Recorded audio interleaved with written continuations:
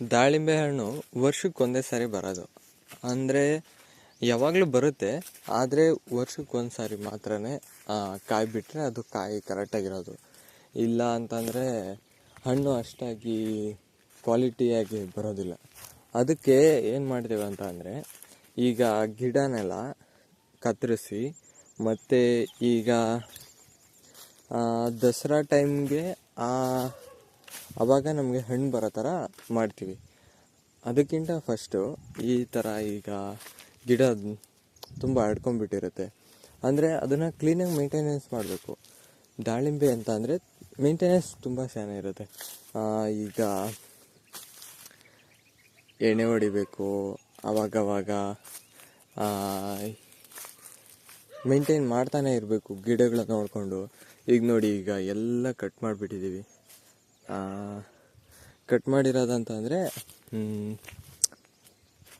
ಒಂದಷ್ಟು ಜನ ಬರ್ತಾರೆ ಕಟ್ ಮಾಡೋದಕ್ಕೋಸ್ಕರ, ಅವರು ಕಟ್ ಮಾಡಿಕೊಡ್ತಾರೆ, ಅವ್ರಿಗೆ ಇಷ್ಟ ಅಂತ ದುಡ್ಡು, ಅದೆಲ್ಲ ಆಗುತ್ತೆ. ಆಮೇಲೆ ಕಾಯಿ ಯಾವಾಗ ಬೇಕಂದ್ರೂ ಬರುತ್ತೆ, ಯಾವಾಗ ಬೇಕಂದ್ರೆ ಹಣ್ಣು ಸಿಗ್ತದೆ.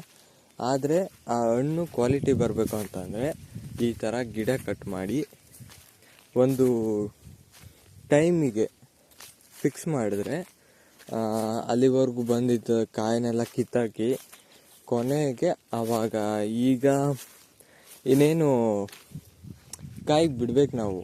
ಅದಕ್ಕೆ ಈಗ ಗಿಡ ಕಟ್ ಮಾಡಿಸಿ ಈಗ ನೀರು ಹಿಡಿಯಲ್ಲ ಅಷ್ಟಾಗಿ, ಈಗ ಸ್ವಲ್ಪ ಒಣಗೋ ಥರ ಆಗಿಬಿಡ್ತವೆ ಈಗ ಗಿಡಗಳೆಲ್ಲ.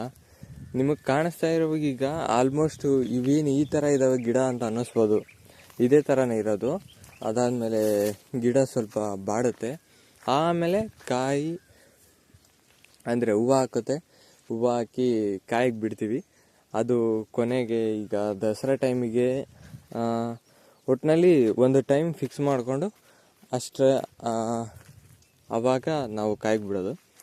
ಆವಾಗ ಹಣ್ಣಿನ ಕ್ವಾಲಿಟಿ ತುಂಬ ಚೆನ್ನಾಗಿರುತ್ತೆ. ಆದರೆ ಹಾಗೇ ಅದಕ್ಕೆ ಕೆಮಿಕಲ್ಸು, ಈ ಎಣ್ಣೆ ಎಲ್ಲ ತುಂಬ ಮೇಂಟೆನೆನ್ಸ್ ಇರುತ್ತೆ.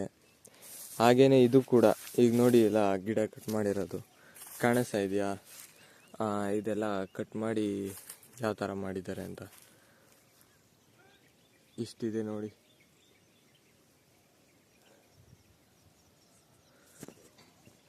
ಅಷ್ಟೇ. ನೀವೇನಾದರೂ ದಾಳಿಂಬೆ ತೋಟ ಕಟ್ಟಬೇಕು ಅಂತಂದರೆ ಕಟ್ಟಿ, ಸ್ವಲ್ಪ ಮೇಂಟೆನೆನ್ಸ್ ಕಾಸ್ಟು ಜಾಸ್ತಿ ಆಗ್ಬೋದು. ಮೇಂಟೈನ್ ಮಾಡಿದ್ರೆ ದುಡ್ಡು ಅದೇ ಥರ ಬರುತ್ತೆ.